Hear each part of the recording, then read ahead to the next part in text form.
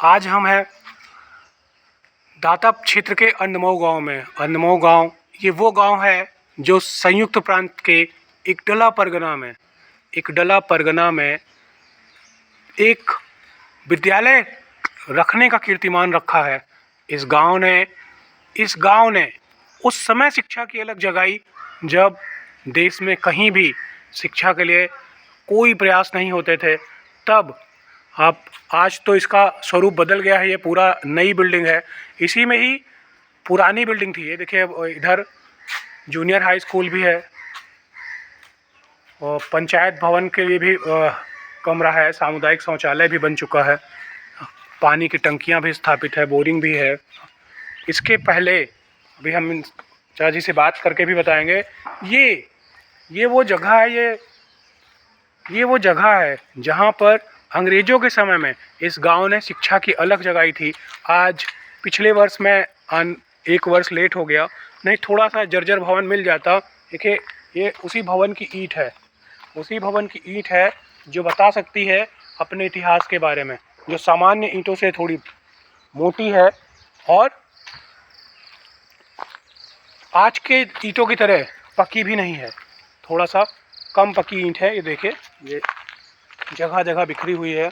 ये जिसकी छत को बाद में पक्का करवाया गया था, लेकिन वो भी क्योंकि आज़ादी के बाद कुछ काम हुए थे इस पे। लेकिन ये विद्यालय आज़ादी के पहले स्थापित था, अंग्रेज़ों के समय में स्थापित विद्यालय है ये, जहाँ पर इसने ना सिर्फ अंदमऊ बल्कि अगल बगल के 50 गाँवों को शिक्षित करने का काम किया।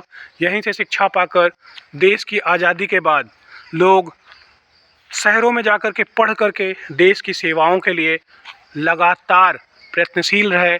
आज उनमें से बहुत से लोग रिटायर भी हो चुके हैं, जिनमें मेरे ही चैनल पर एक वीडियो है आदरणीय बाबूजी का, जिनका गांव गहबरपुर था। मैं वहीं रुका भी हूं उनके मंदिर पे। आदरणीय बाबूजी का नाम था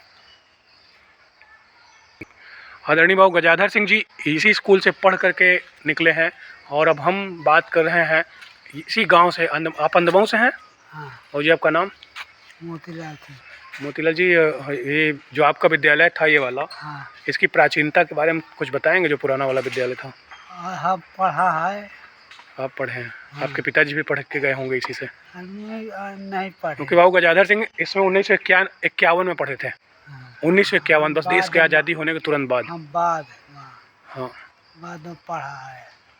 तो 53 में जन्म है, 55-56 में। तो कितने शिक्षक हुआ करते थे? हाँ, अरे बाद में हमारे टाइम 5-6 मास्टर रहते हैं। 5-6 मास्टर रहते थे कक्षा 5 तक पढ़ाने के लिए? हाँ। पढ़ाई में थोड़ी सख्ती रहती थी कि आज की तरह कि आज कक्षा 5 पढ़ ले रहे हैं, ना पढ़ पाते किताब ना कुछ। पहले की पढ़ाई नहीं आ रही है। कहूँ कर ट्यूशन करे पड़े, ना कुछ करे पड़े। अब बढ़िया लड़का है कि पढ़ के अच्छे कर्मचारी बने। हाँ। 5 तक का स्कूल था ना? हाँ। कितने गाँवों में नहीं था आसपास के? हाँ। आपकी जानकारी में उस समय बचपन में कहीं पे और स्कूल था? नहीं, बहुत दूर, 50 गाँव तक दूर की आवत रहे हैं। अब यहाँ बरच्चा छननी यहाँ से आवत रहे।